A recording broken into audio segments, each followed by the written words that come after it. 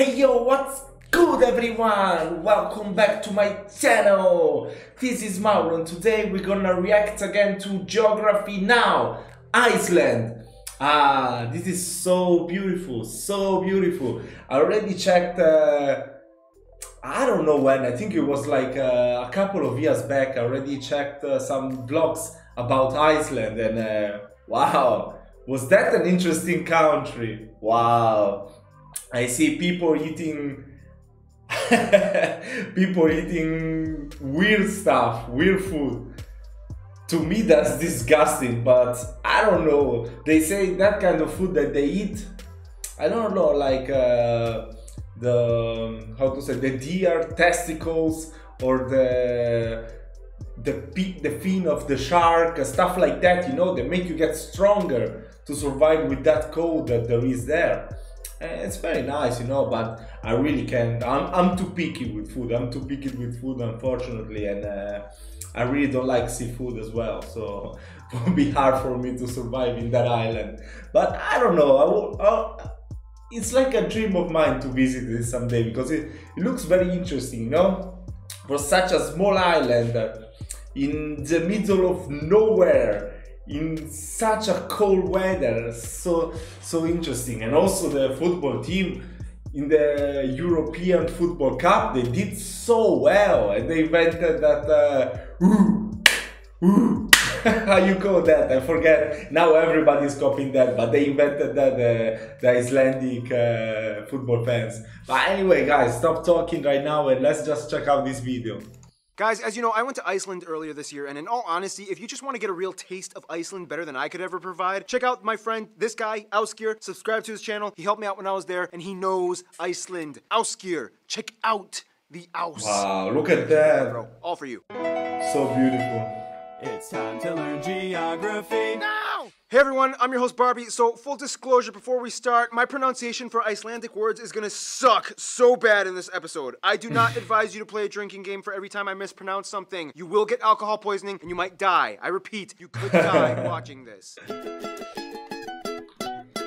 Iceland! Just the name invokes an obvious clue about where it is geographically. First of all, the country is located at the confluence of the Atlantic and Arctic Oceans east of Greenland and just south of the Arctic Circle. The country is divided into 6 constituencies, 3 big ones, and 3 of which are confusing because they basically just split up the most populous areas in the west. Reykjavik is the capital.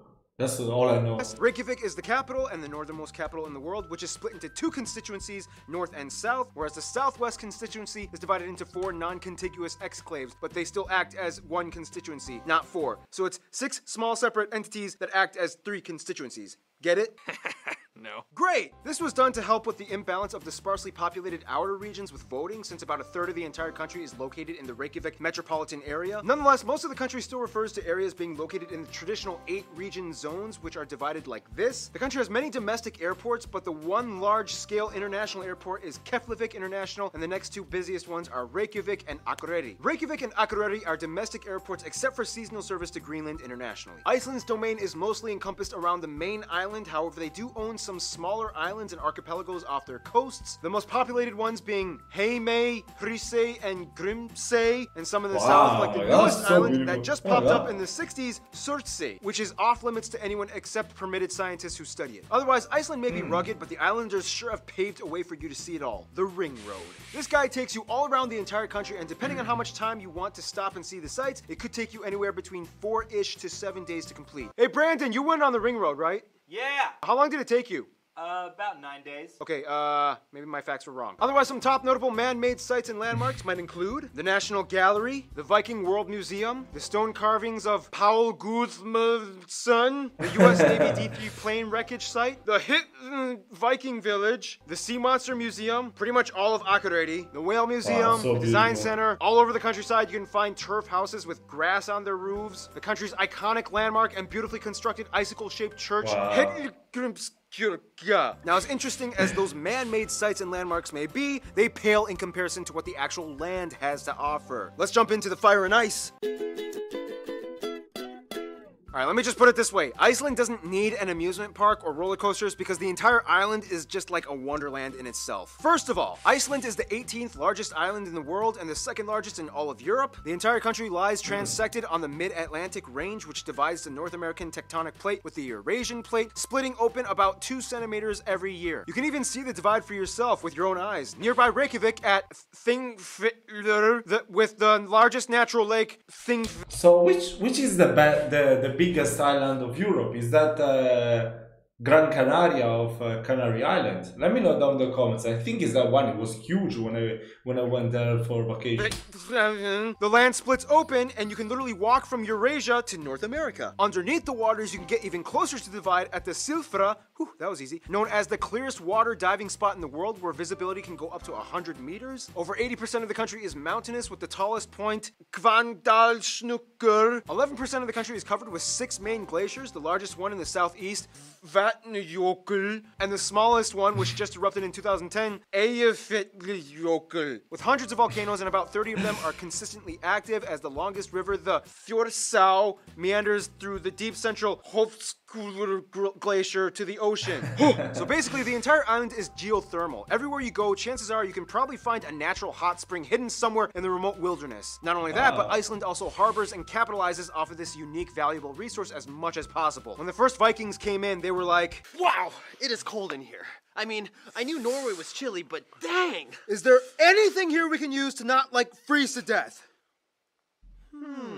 Yeah, they killed a lot of sheep and made more wool clothing, but then eventually they found out how to generate power with the hot springs. Geothermal energy provides about a quarter of the country's power alone, and the rest is mostly hydroelectric from dams and renewable sources. Nonetheless, only about 1% of their land is arable, mostly confined to the south peripheral lowlands, where root vegetables and kale and cabbage and cauliflower are grown, alongside numerous geothermal heated greenhouses that harvest warm climate. So is that why they eat all that? I mean, I just say nasty, but I shouldn't say that about food. But to me, that's how it feels.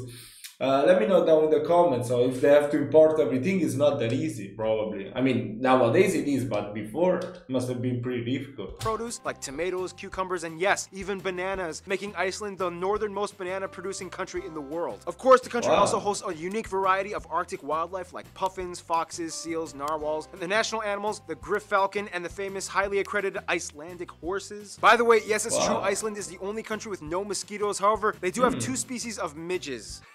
He said midget. Midges, which are similar to mosquitoes. And actually, one of the species does actually bite, so it's kind of like having mosquitoes anyway. Iceland has biting midget. Keith, just... Speaking of which, traditional Icelandic food is...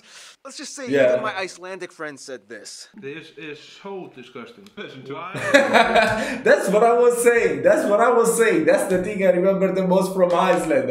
And many people play football indoor because it's too cold outside. That's what I remember the most. Can anyone eat this? Yeah, let's just say the Vikings had some very unorthodox tactics when it came to food preservation. Dishes like sheep's head, stockfish jerky, head cheese, sheep testicles, and the famous halkar. What is it exactly? Well, let's just say... Hey, so I got the shark, but it's poisonous. How do I eat it? Oh, I know. Let's bury it into the ground until it smells like urine, then dry it out for a couple months, and then cut off the brown crust, and then serve it. Yeah, obviously. I knew that. There are some delicious, redeeming Icelandic foods, though. They are known for making some amazing smoked lamb served with bean salad and grilled haddock and herring dishes. You can literally drink almost any water from any stream, pond, or lake or river in Iceland. The whole island kind of acts like a filtration device for the glaciers. You have places like the smooth, conical Kirkjufell Mountain. Brandon has a tattoo of that. The Skaftafell Crystal Ice Cave in Vatnajökull. The Kjolur Trail in the Highlands. Literally like every 5 kilometers you'll find a waterfall. And don't forget the geysers in the south. Pretty much all of the Westfjords region is empty and beautiful for you to explore with no tourists. The sea monster of Kvitsur. God damn, look at those places. Oh my god, nature is so beautiful when... Oh my god, nature is so beautiful. Dragni Island, Grjótgjá Caves, Mayfell Green Volcano on black sand beaches, Krapla and Naumskarth, Drangsnes Hot Tubs, the largest hot spring, Knukver, and the open exposed fossils of Hagbjanyar. If you went against my disclaimer and played that drinking game, you should be in an ambulance by now. Speaking of drinking, Icelanders are awesome people to socialize with. Let's meet them, shall we? Now, if the Nordics were a family, Iceland would be like the little brother that got lost at sea from a shipwreck, got stranded on an island, and became a wild man. First of all, Iceland has a population of about 335,000 people and is the most sparsely populated country in Europe. About 92% of the country identifies as ethnically Icelandic, about 4% are Polish, and the remainder are other immigrants from all over, mostly Nordic, West European, and a few Asians mixed in as well. Why are there that many Polish moving to Iceland? Let me know down in the comments. That's interesting. They also use the Icelandic kroner as their currency, they use the Type-C plug outlet, and they drive on the right side of the road. Now, being Icelandic is actually very unique genetically in contrast to the rest of their Nordic cousins. Basically, way back yeehaw, the Vikings were like, hey, we're sick of Norway. Let's make a new home. Oh, but wait. We need women. But most of the Norwegian women were like, So they made a quick stop to the British Isles and kidnapped a bunch of Irish and Celtic women and brought them over. Oh my god, come on. Oh my god. Even dressed as a woman. About 70% of all their women, that is. To this day, a typical Icelander actually has a portion of Irish or Celtic roots in their blood. Now, obviously, if you are one of the few lucky people that hasn't ended up in an ambulance yet, you'll have noticed that the Icelandic language is incredibly unique, often touted as one of the hardest languages in the world to learn. I mean, half the time the letters make no sense. F can make a V or a P sound, sometimes P and a T make a F sound, sometimes the G makes a W sound. These two letters both make a Th sound, and sometimes when there's two L's, it makes like a sound. Most Nordic peoples have a hard time cracking the Icelandic code, except for the Faroese people on the Faroe Islands. They seem to have a similar sense of pronunciation and grammar as the Icelanders. Icelandic and Faroese are the closest languages to Ancient Norse out of all the Nordic languages. If you give them a script written in Ancient Norse, chances are they could probably understand it. Whereas Norwegians, Swedes, and Danes are like, ha! Nope. Now, because of its small population, Icelandic culture is very communal. Chances are everybody either knows each other or they know somebody who knows another person. Therefore, an ingrained sense of trust kind of roots itself in the mindsets of most people. This is why Iceland has one of the lowest crime rates in the entire world, sometimes topping off at #1. And also, as of 2000... Yeah, what are you gonna run off after you steal something?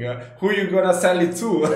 That's kind of difficult to have a criminal life in there. 2014, they were elected the world's most peaceful country according to the Global Peace Index. Oh, by the way, in Iceland, nobody technically has a surname. They just adopt the last name dependent on their father's first name, and they just add son or dotter after it. So, for example, a man named Alex with a father named, I don't know, Bjarki would be named Alex Bjarkison, or if it was a woman, her last name would be Bjarki Dotter. Sorry, Bjarki, you just popped in my head.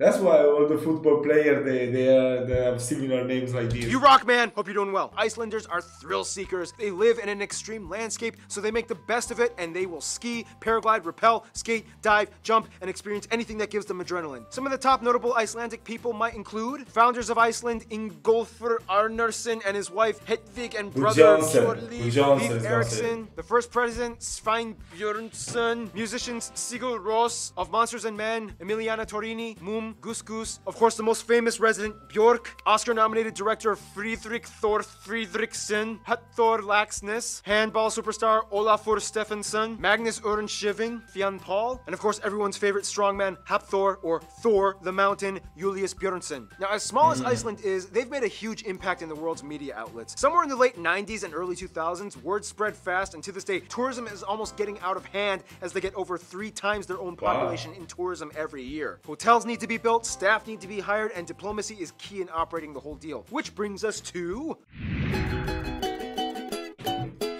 Now, Iceland has a problem. A good problem. Too many people like him now, and it's all happening too fast. First of all, Iceland has always had good ties to the USA and Canada. The US was the first to recognize Iceland as a state after independence, and both countries not only give some of the biggest business, but also house the largest communities of Icelanders outside of Iceland. Finland is like the mysterious, cool new rebel friend that they just made. They enjoy both being outsiders because although they are both Nordic, they are not considered Scandinavian. When it comes to humor, they totally get each other and click instantly with dry, semi-dark undertone jokes. Sweden is like the older brother that they love but is too busy working on his flowcharts to hang out with. Denmark is close, although Danes practically have no idea what skiing is considering their flat landscape. Most Icelanders learn Danish in school first before they learn English, even though they think it's pretty useless. When it comes to their best friends, most Icelanders I've talked to have said Norway and the Faroe Islands. As mentioned before, Icelanders have historical roots to Norway, and the two have had very close relations, especially since they both can relate to being subjugated under the Danes at one point in time. The Faroe Islands are like their weird cousins cousins that totally get them and love to hang out with. It's a magical moment when an Icelander meets a Faroese person. In conclusion, Iceland is a land where cold meets hot, old meets new, small yet big, horrible fermented shark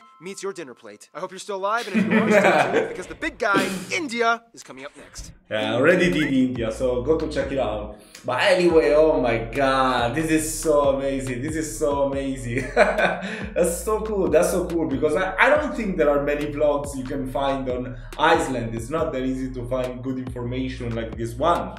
Pretty accurate. But anyway, guys, I hope you have enjoyed this reaction. Don't forget to subscribe to the channel and let me know down in the comments which other episode of Geography Now you want me to react to. And I will see you next time.